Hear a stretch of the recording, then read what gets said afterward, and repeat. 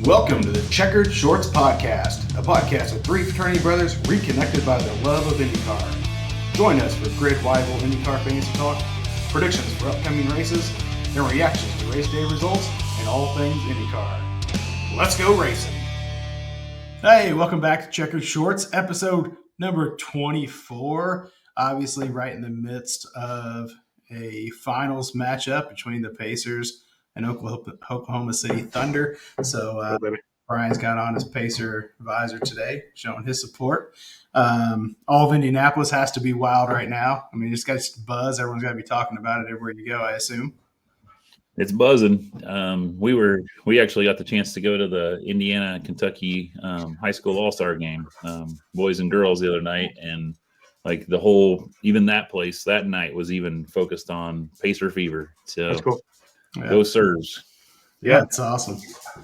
I got my rotation of shirts to keep clean and to wear them kind of on repeat. So, it's fun to see the city kind of anywhere you go. I don't know if I really like it though. On Facebook, everybody's now a Pacer fan. Come on, oh my God, I can't believe it. So, but we'll take them. We'll take them. Go Pacers. So, episode 24. What do you got for us, Professor Dinwiddie? That's a stretch. I'll be honest with you. I didn't do a whole lot of research here.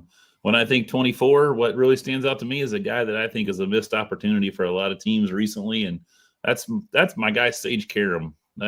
I've been a big Sage Karam fan since he came into IndyCar. I know he started when he was like 17, 18 years old. And if you know Sage, like you know at the 500, that guy, like he could move up for the field. He was fast. I mean, he was either going to wreck it or he's going to put it in the top 10.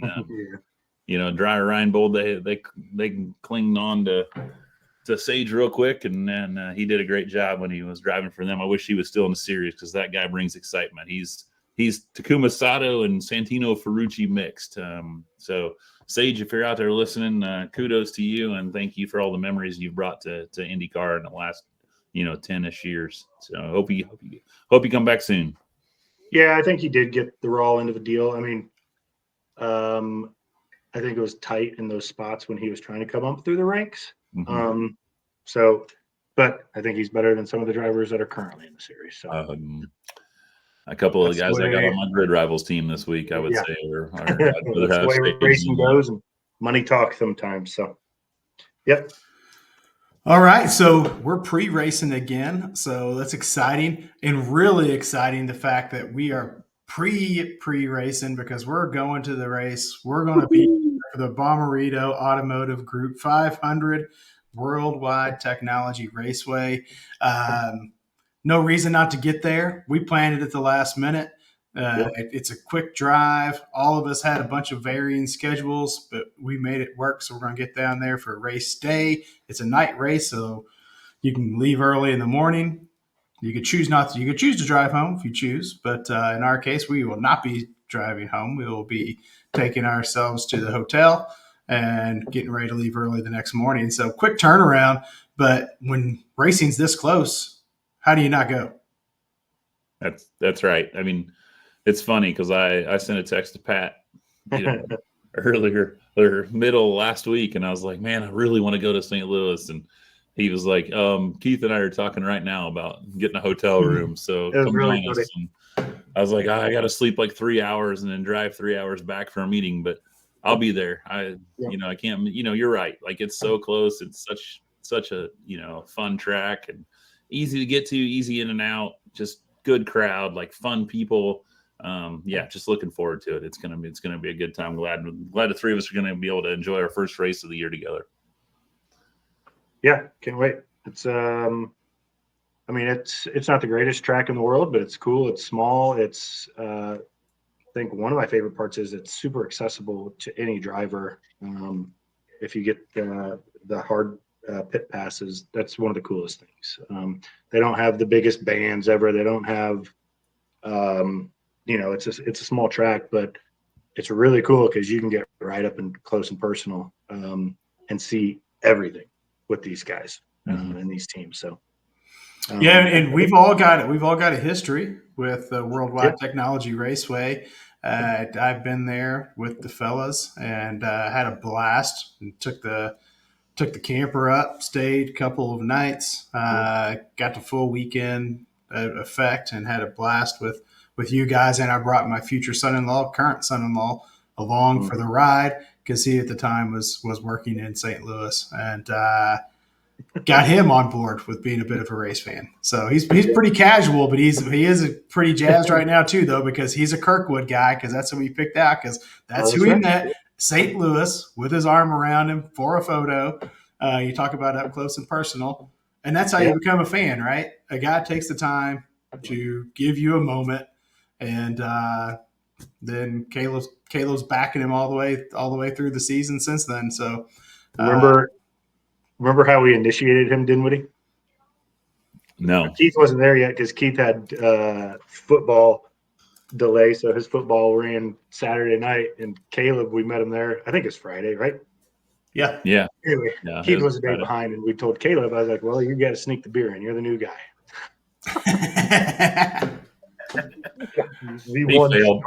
The one shark lady, she's like, "Are you kidding me?" We sent him back to the camper. He's like, "You guys totally did that on purpose." So, good to see Caleb coming back. It'll be a good one. Yeah, he'll be joining us on Sunday as well. So it was funny because I, again, planned a little last minute. We all threw this together. It's like it's too close. We kept saying we had different things that kind of brushed up against the weekend to make it a full weekend.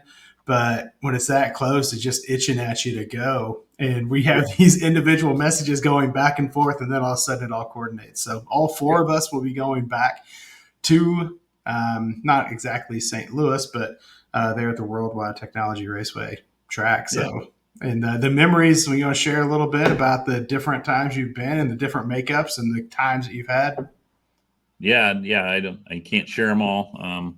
Some of them are not made for this podcast, but I think one of my favorites is the first year Pat and I went. We took my neighbor Mike went with us, and the three of us went, and we pulled the camper out there, and Pat actually changed a tire on I-70 on the way. Forgot about that. A little sketchy situation there for little Patrick.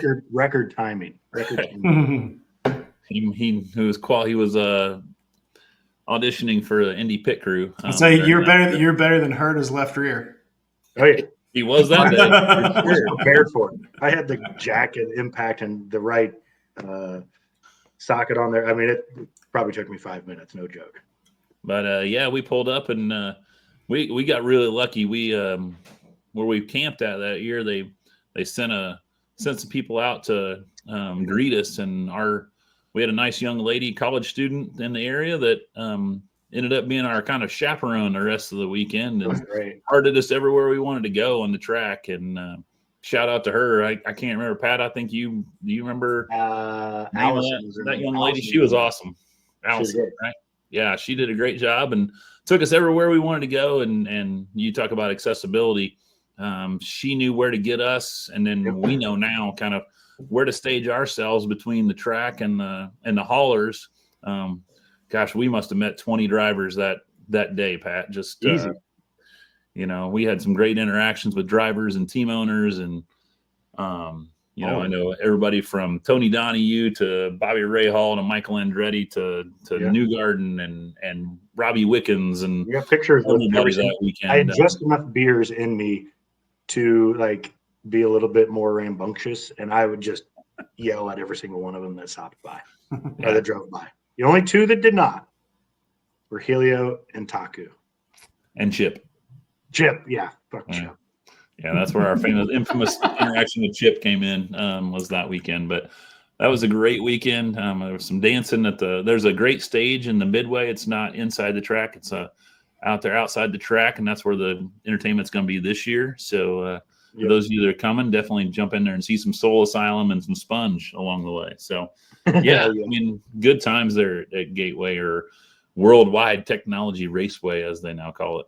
I think it's cool, too, to touch on. So Dinwiddie took his daughter last year, and my wife and my 6-year-old, we came too. So, I mean, it was just as fun with the families as it was the guys knocking back some beers too. So that's You can do it either way. Good call. Well, and then Yeah. I think, one of the things that we say a lot in our household, and I hear a lot from other people in public, is you can't go to a lot of sporting events anymore with your family. You got to pick and choose who's going to go, when you're going to go, how can you get tickets, what's the price going to be once you get there, what's it going to cost you to get your kid, a bag of popcorn and a hot dog. And our experience there is super affordable. The tickets are great. You're not going to have a bad seat because you're going to see the entire track. Yep. So the race action is going to be good for live viewing, so it's got a lot of things that if you're even a casual fan, but one of those people that avoid the live events because of the cost, this is much more affordable. I even saw like they have some kind of special for a family 4-pack that came with the tickets and came with drinks and some sort of, it may have been a hot dog and a popcorn or something. Super affordable price on it.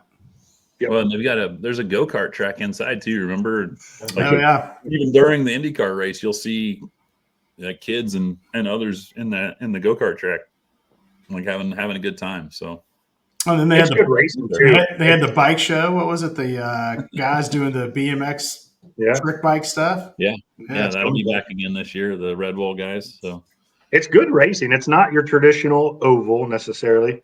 It is, paper clip-ish, smaller on one end on the, I don't know, I think south side, and then the larger turn on the north end. So it makes it for interesting racing. Really coming off of 2, these cars just accelerate like mad. Yeah, especially at night. I remember the last time we were there, Pat. Remember, gosh, it's been probably that first time we went together. Yep. There was a rain delay, and we saw a night race there. And I just remember Dave Malukas coming out of 2, and it was like you shot out of a cannon going down that back stretch. Every lap, it's so cool to see. And those Silver Crown cars are even more. I might be more fun to watch coming off that corner. So it's good racing. You like Keith said, you can see every second of it. So no, go if you can, for sure. Yeah, and we'll definitely be shouting out our president Doug and IndyCar. Let them know about our intentions of being there. So, yep. Let's move on. One thing we didn't hit on at the reaction, because we were, right on the end of the race, and we didn't have time to really debrief on our thoughts for power rankings. But let's see where our power rankings turned out, Brian. I know I think we probably had a little bit of dissension in some spots, but overall, I think it was pretty standard. Yeah. I mean, I know IndyCar's already released their power rankings for this time, and I don't remember exactly how ours match up. Obviously, number 1 is going to be the same, but interestingly, we all agreed on the top 5 this time. So I think I'll start from the top. Obviously, Alex Palou winning 5 of the first 7. Kirkwood jumped up to number 2 for all of us this week, with his 2 victories. And then Pato just continues to be consistently in that 3rd spot, and Will Power at 4th. And then we all agreed that, we're coming on oval season, so this might change, but Christian Lundgaard got into our top 5, and all 5 of us had him right there. Where there was a little bit of dissension comes down in the next group, and it's really in that 6, 7, 8. We had these 3 guys, I think we're all in our 6, 7, and 8, but they were in different order. Scott Dixon, Colton Herta, and Scott McLaughlin. In that order is how they kind of finished for the 3 of us. And then 9th, there was, 9, 10, 11 was also a really tricky one, because each of us had 2 of these 3 people, but nobody had any of them in their top 10, or we didn't have a single person in all 3 of our top 10s, and that's Felix Rosenquist, and then the 2 Foyt guys jumped into 10 and 11, Malukas and Ferrucci. So interesting, we talked earlier in the season about how Foyt really wasn't showing themselves, but in the last 2-3 weeks now with the Indy GP, the 500, and Detroit, little Dave and Santino have popped right up in there in that battle for the top 10. Yeah, Ferrucci should. I don't know what they knocked him 25 points for that, but he should be. I don't know where that puts him, but right up there, and he's 14th. But I still don't think you take that away from the guy for being in our top 10. I mean, is it what his finishes all year long? Have they all been in the top 10? Did I read that somewhere?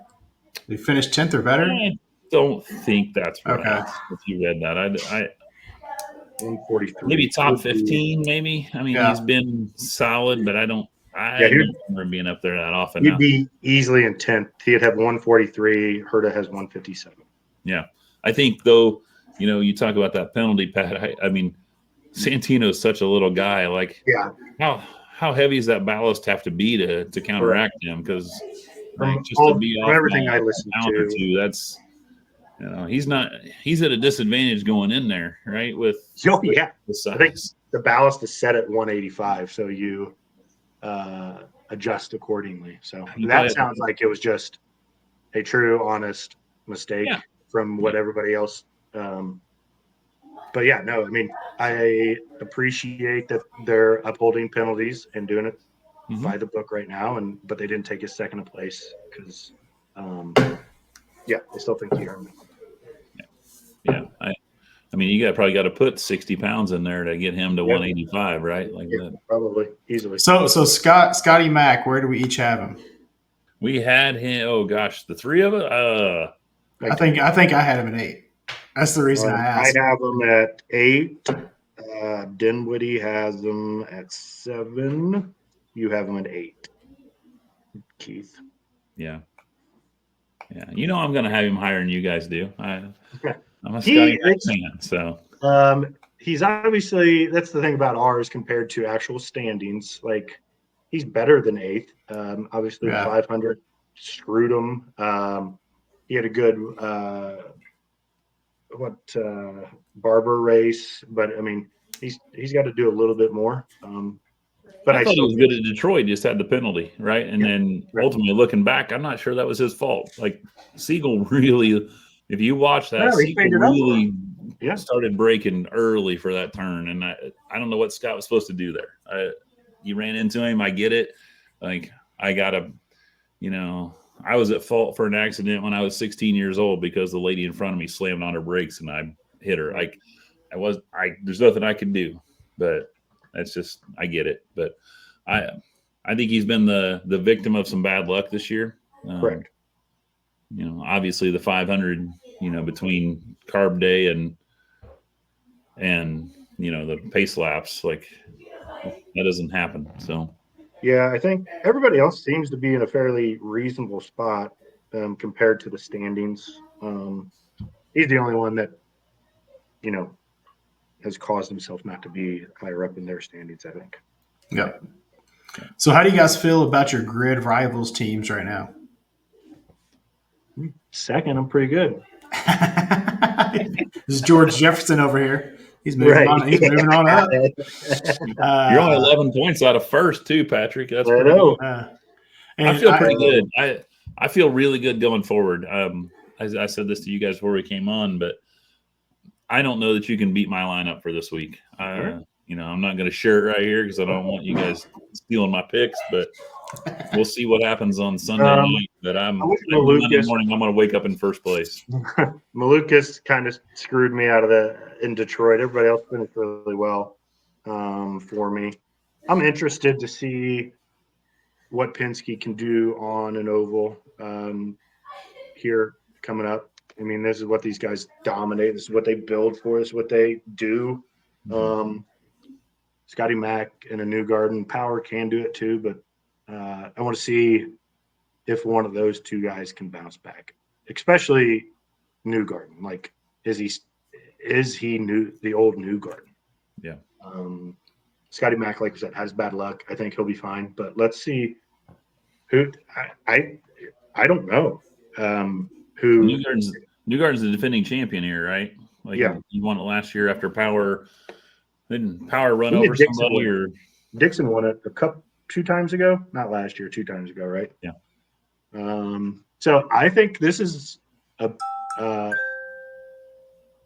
going to win this one. I mean, usually you could say a Newgarden. I don't think you can easily say that over here. I mean, hell, Ferrucci is going to be lights out. I think Malukas is showing one that I think he's starting to figure it out a little bit. Pato's always good on these courses. Throw Scott Dixon fuel mileage game in there, and then a Pelot. Always. I think so. That's why I'm drawn to this one. I think you put 10 guys who legitimately could have a shot at it going into it this weekend. I think I'm feeling pretty good that this week I'm going to have 6 racers in my drivers in my lineup because I, of my own ignorance, I failed to get someone to fill a spot of a contract that lapsed two races ago for the 500. And this last race, I had some guys locked up that were so expensive. When I got to the bottom of my lineup, I couldn't fill it. Not even with. You couldn't even put Stingray in there. I can't even pick up Stingray Rob. I couldn't pick up the kid from Louisville that I can't even remember is Jacob Abel. Couldn't even pick up Jacob Abel. I mean, that's like bargain bills. Buy one get one free aisle, and I couldn't even get them on my team. So it was a mess. I'm excited. I'm going to have six drivers. There you go. Well, you need it because you got to jump back up. You're falling down. So what kind of predictions do you have for the race itself? We talked about the different type of track, and you said a lot of guys could have opportunities here. Is there anybody you're looking that you can just say I see them on the podium? Well, I'm gonna jump off a little bit here and say David Malukas, just because the last two times he's been there, he's been on the podium with Dale Coyne, and if he's putting a Coyne car on the podium, and now he's sitting with a Foyt/Penske piece of equipment, and the role he's been on, I think Pat hit it on the head. That I think Dave Malukas is one you got to look at here. I think he's really starting to come back into his own with a good team and getting the cobwebs out, if you will. I think he's finally starting to click a little bit. He had a little bit of a hiccup there in the race in Detroit, but he qualified really well. Mm-hmm. So I think watch him for sure. I think. Other than that, Scotty Mack he draws to me. I think he's just ready to go. It's a lot of self-inflicted stuff with him, but I still think he's the top driver who can do it out of that team. And like I said, I want to see if Newgarden can do something, but I don't know. So I assume you're going to go with Pato? No. I want to go outside the box here. So my favorite to be on the podium, I was going to finish in the top 3, and I would lock it in. I think it's going to be Will Power. And it's because of the way he's been running recently. He is possessed out there. I mean, I talk about him being geriatric, but he's driving like he's 18 years old. And you can just tell he is itching to prove something to someone, whether it's contractor himself or other people outside saying he's lost it or whatever. He is on a mission to prove something. Marshall Pruitt mentioned, is Will Power old? Is he on his way out? Is Davey going to take his spot next year? These aren't the exact numbers, but he's like, Will Power was last in the very first race because he got wrecked. Other than that, he's like 4th, 5th, 6th, 4th, something like that. And Malukas is 13th, 22nd. He gave him credit for the second in Indy, but he's like, I mean, the proof's in the pudding. Like, Will is still running this race, running this car as it should be. So pump the brakes. He's legitimate, or pretty much said, just pump the brakes. It still should be Will's car, not Davies yet, which is a good point. It'll be interesting to see what the hybrid does here, and what kind of traction they can get. I know there's a little bit of rain in the forecast, so I don't know, if that cleans off the track, that takes that rubber off, that could make it a difficult race. But if it's racy, it could be anybody. Like Pat said, I think there's 10 or 15 guys that ultimately could be at the top of this. It's just going to depend on how they get out of the corners, 2 and 4, and do they get out of them clean and get good runs, because that's where you got to make the passes is on the straightaways going down into the turns. So, yep. So I want to give you my long shot that if I had my last dollar and I want to come away from this race with a little bit of money in my pocket. All right. Comes a Jacob Abel pick. Louis Foster. Foster. Foster's my man this week. All right. For two reasons. St. Louis. So it's like namesake. He's going to be blessed by the Saint. And additionally, that mustache, man, that's Yeah, gotta he's make you. kinda That's gotta make you go fast. That looks He's like kinda rocking. the county mountie pulling you over. You know, wide open. I I do think it's agree. going to Like make him fast. I want to like him. I want to before I really like him. I want him to be on like a good team and can win some races. So I'm not quite there yet, but I am on your level of total appreciation for that. I'd like to drink a Foster's with him Yeah, in St. Louis. yeah. That'd be a hell of a time. We need to find it. Yeah, I think good race, man. I'm excited to go with you fellas again. Make it a quick, easy trip. I mean, honestly, 3.5 hour drive, pretty easy. It really is, you know. Especially for me, it's jump on 70 and go, and I'm there. And set the cruise and fly. So I'm excited about it. I'm excited to see a little Soul Asylum on Sunday afternoon. Didn't think I'd ever get to see them in concert, but on the midway stage at Worldwide Technology Raceway. The other one's Sponge, is that right? Sponge is earlier in the day, and then and I know, you know, I'm talking as the professor here, but I love the vintage IndyCar exhibitions that they do at St. Louis. So I'm excited to see the turbine engines from, you know, 69 and 70. I'm excited to see the Domino's car from Al Jr. in the late 80s and Dude, just all those cars. Those are fun just memories to go back and see again. So excited. 445 to 615. We're going to be juiced. We'll listen to some Soul Asylum. Yeah, and be ready. We will early in the day go live with the three of us there at Gateway. And if you're there, you know how to find us because we'll have our shorts on. That's right. So come see us. Come hang out. Come get a picture with us. We'd love to see you. We're gonna find Doug. Yeah, we're gonna get him on our podcast. All right, so we'll catch up with you next week with the post-race reaction and another set of memories made with friends at IndyCar. There you go. All right. Thanks for tuning in.